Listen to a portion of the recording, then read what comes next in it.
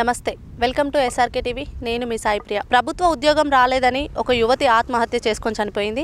హన్మకొండ జిల్లా పెద్దకోడెపాక గ్రామానికి చెందిన రావుల ప్రత్యూష బీటెక్ పూర్తి చేసి 2 ఏళ్లుగా ప్రభుత్వ ఉద్యోగం కోసం ఎంట్రన్స్ రాయగా మార్కులు తక్కువ వచ్చినందున ఉద్యోగం రాలేదని ఇంట్లో దూలానికి ఉరివేసుకొని చనిపోయింది.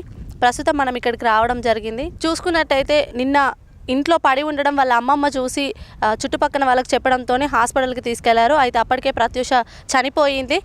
పోస్ట్ మార్టం చేసి ఈరోజు దహన సంస్కారాలు చేస్తున్నారు. ఎవరు మాట్లాడలేని పరిస్థితుల్లో ఉన్నారు.